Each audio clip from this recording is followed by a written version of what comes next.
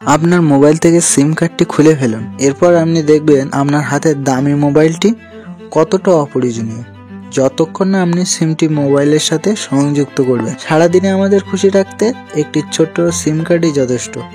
কিন্তু যখন সিম কার্ড আবিষ্কার হয়নি তখন মানুষের জীবন কিভাবে কাটতো? 1991 সালে যখন প্রথম সিম কার্ড আবিষ্কার হয়, সেই সিম কার্ড আমাদের সিম কার্ডের মতো এত ছোট সাইজের ছিল না, বরং সেটা ছিল এখনকার দিনের আস্ত একটা এটিএম কার্ডের মতো।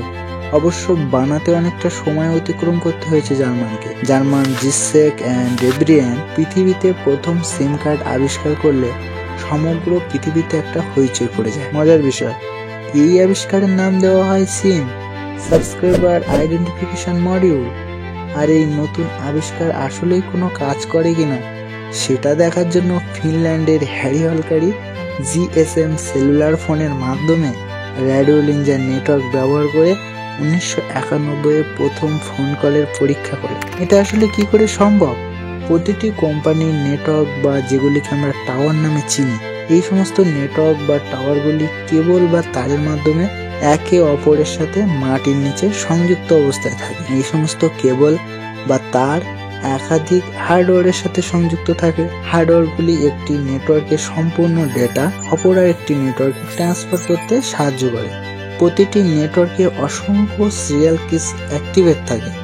যখন কোনো ব্যক্তিকে আমরা কল করি তখন আমাদের মোবাইলের সিরিয়াল কিস এবং নেটওয়ার্কের সিরিয়াল কিস পরস্পর ম্যাচ করলেই কল কানেক্ট সম্ভব হয় এবং কলিং এর ডেটা হার্ডওয়্যারের সাহায্যে কেবলের মাধ্যমে দ্বিতীয় ব্যক্তির নেটওয়ার্কে পৌঁছায় এবং দ্বিতীয় ব্যক্তির মোবাইল এবং নেটওয়ার্কের সিরিয়াল কিস ম্যাচ করলে দুটি ফোনের কল সম্পন্ন হয়। এই প্রক্রিয়া যত তাড়াতাড়ি হবে তত দ্রুত কল কানেক্ট সম্ভব হবে। এর জন্য সিম কার্ড দায়ী নয়, কারণ সিম কার্ড অনেকগুলি প্রসেসের মাধ্যমে তৈরি করা হয়। নষ্ট হওয়া প্লাস্টিককে ছোট ছোট দানার আকৃতিতে টুকরো করা হয়। দানার ছোট ছোট টুকরো পিভিসি পলিভিনাইল ক্লোরাইড মজবুত সিম বানাতে সাহায্য করে। সিম কার্ডগুলিকে ভিন্ন রকমের কালার দিতে এক ধরনের পাউডার বা লিকুইড ব্যবহার করা হয়, যা মাস্টার ব্যাচ নামেও পরিচিত।